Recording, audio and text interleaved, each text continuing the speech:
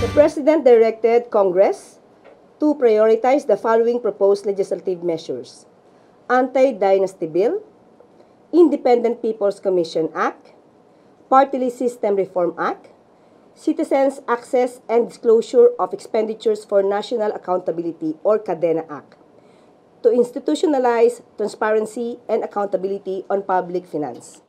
Ito ang napagkasunduan sa isinagawang Legislative Executive Development Advisory Council meeting noong December 9 sa Malacanang. Kasama sa mga prioritized bill ay ang Anti-Political Dynasty Bill kung saan halos 40 taon na itong isinusulong sa Kongreso. Una-una po, naiiba na po yung political landscape. Nakikita natin na mayroong mga umaabuso na politiko, may nagpapaikot ng batas. Public demands a fairer system. Ang nais ng Pangulo, mas lumakas ang kapangyarihan ng taumbayan at hindi ng iilang mapang-abusong politiko. Nais ng Pangulo na ang taumbayan ay makapamili ng liderato ng naaayon sa merito at hindi sa apelido. Bagamat nais ng Pangulo na maging prioridad ang mga panukalang batas na ito, dismayado pa rin ang ilang mambabatas, kagaya na lamang ni Akbayan Party List Representative Chela Jokno. Dito question niya kung bakit sinertify niya lamang ito bilang priority bill.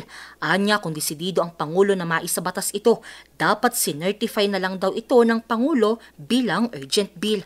Ayon din kay Senator Kiko Pangilinan, oras na para maging batas na ang Anti-Political Dynasty Bill. Under the Constitution, he can put his imprimatur by certifying it as urgent. So, hopefully, di ba? Kung baga, in-identify na niya eh.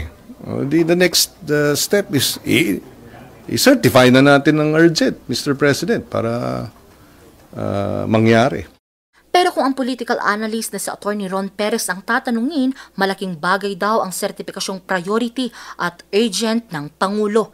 Yung urgent kasi, ang mangyayari dyan, mas mapapabilis.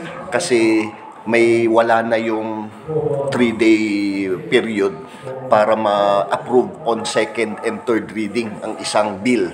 May legislative process tayo. Marami yan.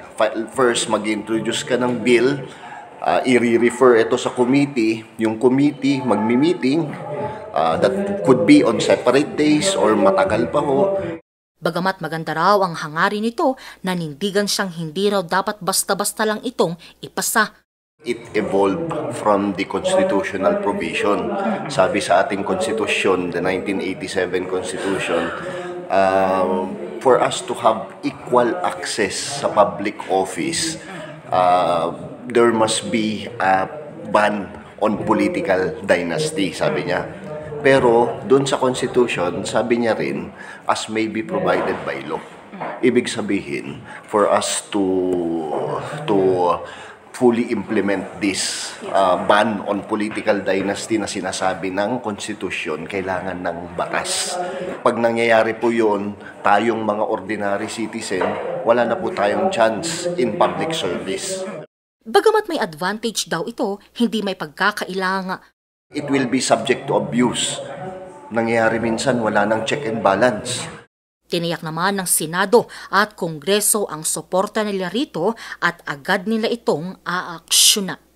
Angel Arquero, RNG News.